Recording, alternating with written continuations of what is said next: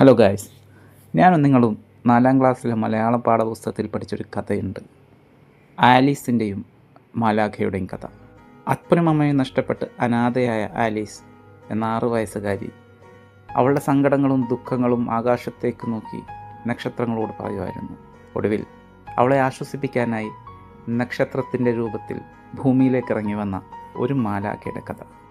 ആ ഒരു അവധിക്കാലം ആലീസിന് സന്തോഷത്തിൻ്റെയും ആഘോഷത്തിൻ്റെയും ദിനങ്ങളാക്കി മാറ്റിയിട്ടാണ് മാലാഖ തിരികെ ആകാശത്തിലേക്ക് പോയത്. പിന്നീടുള്ള എല്ലാ അവധിക്കാലങ്ങളിലും മാലാഖയെയും പ്രതീക്ഷിച്ച് ആലീസ് ഉറക്കമില്ലാതെ കാത്തിരുന്നു. പക്ഷേ നിർഭാഗ്യവശാൽ മാലാഖയ്ക്ക് തിരികെ വരാൻ കഴിഞ്ഞില്ല. വർഷങ്ങൾ കടന്നുപോയി. ആകാശത്തിലെ നക്ഷത്രങ്ങളോട് സംസാരിച്ചു കൊണ്ടിരുന്ന ആലീസിൻ്റെ ശബ്ദം കേൾക്കാതെയായി.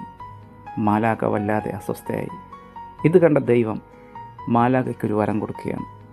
നിങ്ങൾക്കെല്ലാ വർഷവും ആലീസിനെ കണ്ടെത്താൻ ഭൂമിയിലേക്ക് പോകാം.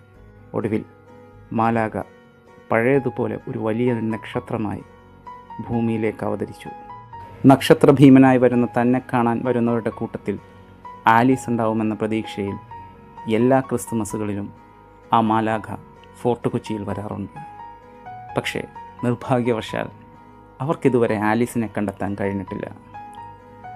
ഒടുവിൽ പുതുവത്സരത്തലേന്ന് ഒരു പപ്പാനിയായി പരിണമിച്ച് എരിഞ്ഞടങ്ങി അവർ ആകാശത്തിലേക്ക് തിരിച്ചു പോകുന്നു. കഥയിൽ ചോദ്യമില്ലെന്നാണ് പറയുന്നത്. പക്ഷേ ഈ കഥ കേട്ട നിങ്ങളിൽ പലർക്കും ഉള്ളിൽ തോന്നിയൊരു ചോദ്യമാണ്: 4ാം ക്ലാസ്സിലെ പാഠപുസ്തകത്തിൽ ഇങ്ങനെയൊരു കഥ നമ്മൾ പഠിച്ചിട്ടുണ്ടോ? ഉത്തരം ഇല്ല. ഇതുപോലെയുള്ള കെട്ടുകഥകളും കെട്ടാത്ത കഥകളുമായി വീണ്ടും കാണാം. ബൈ.